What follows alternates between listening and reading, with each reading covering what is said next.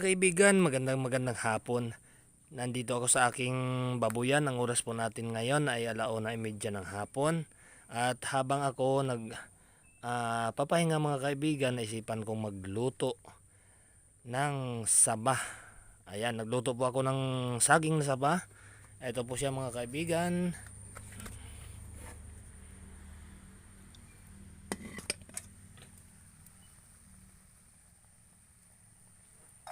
Ayan, maluluto na ang ating nilagang saging na saba.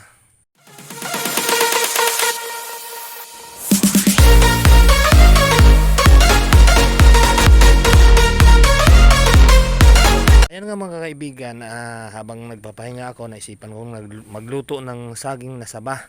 At tuloy, i-update ko na rin kayo sa aking mga alagang baboy.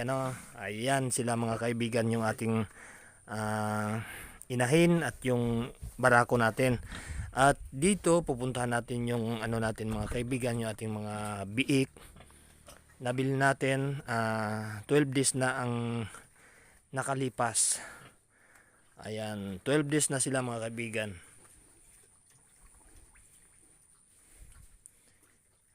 Ayan.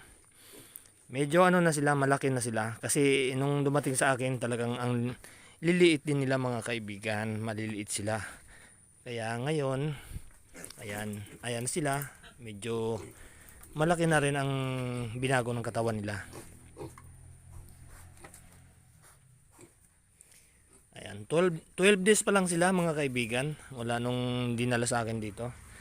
At saka pala, dito pala sa aking paligid, dito sa kulungan ng baboy, kasi binakuran natin ayan, may bakod na yan.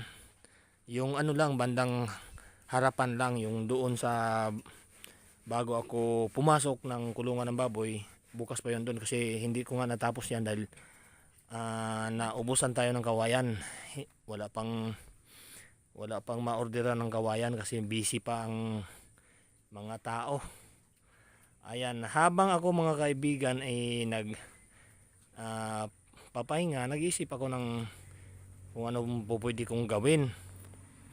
Kaya naisipan ko na magdala rito ng kamatis para maitanim ko dito lang sa loob ng, kasi maluwag naman dito sa loob ng binakod ko dito sa may babuyan, di ba? Ayan, malawak, medyo malawak siya mga kaibigan, kaya nagbungkal ako dito. Ayan nagbungkal ako dito para lagyan ng kamatis. Ayan, andyan na yung kamatis natin, nakatanim na.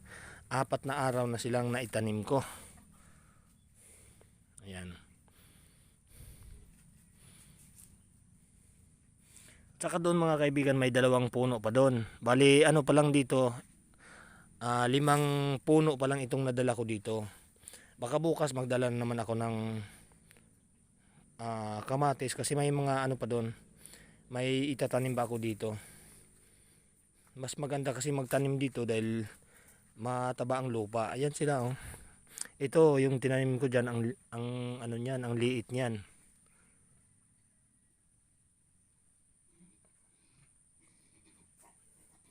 Yan, banda doon. Bubungkalin ko muna bukas yan. Papunta sa baba para doon ko itatanim yung natitirang kamatis doon. Ayan, para hindi masayang yung oras natin mga kaibigan na nagtatambay dito sa ating baboyan, naghihintay ng oras para makauwi ng bahay. Kasi pag dumating ako dito, pakain muna ako. Tapos maglilinis, magpapaligo sa baboy natin.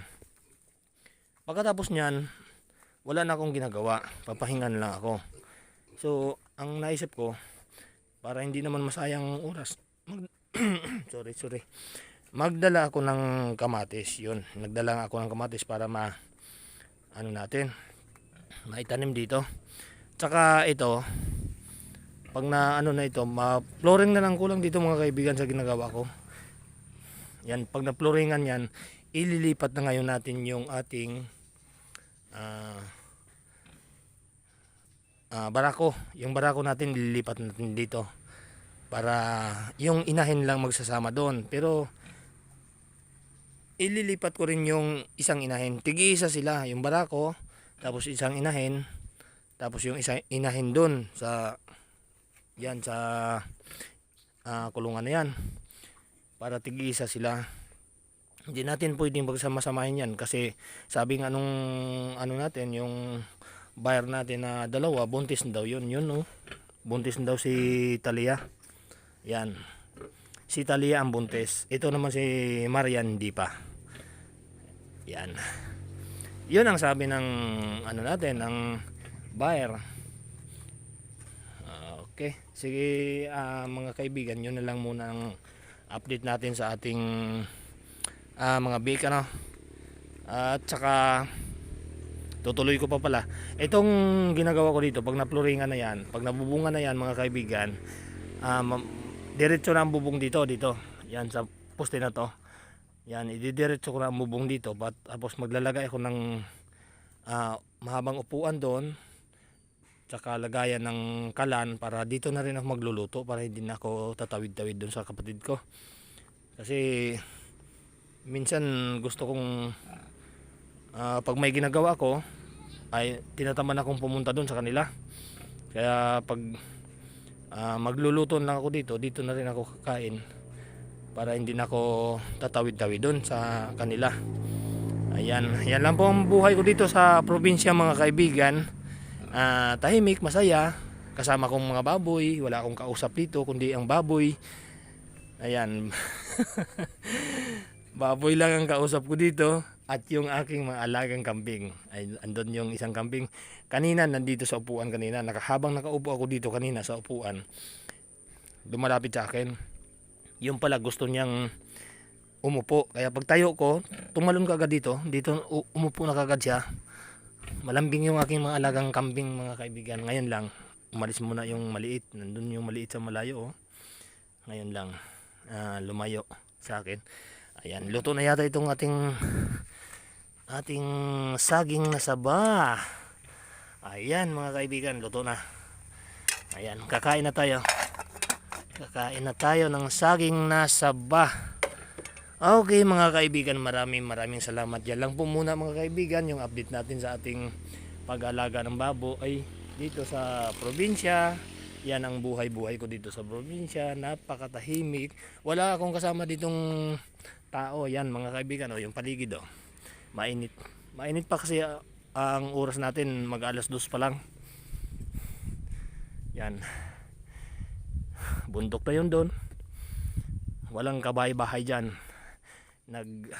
Isa lang itong ano ko dito, yung alagang baboy, yung baboyan, yung bahay ng baboy ko. Nag-isa lang ito dito. Tsaka yung kalsada nandun, medyo may, ayun yung maliwanag na yun, kalsada yun. Kaya napakatahimik dito sa lugar ko. Ayan, andito na, lumapit na sa akin yung aking alaga. Ayan, napakalambing nito. Okay, mga kaibigan, yan lang po muna. Maraming salamat sa inyo. Happy New Year din pala sa inyo, mga kaibigan. Happy New Year. Ayan, pumasok na ang ating bagong taon, 2025. Ayan, thank you, maraming salamat muli sa inyo, mga kaibigan. Sana'y mabigyan ko kayo ng konting kasiyahan sa ating video, sa pinakipakita ko sa inyo, mga kaibigan. Okay, maraming salamat. Bye bye. God bless po sa lahat.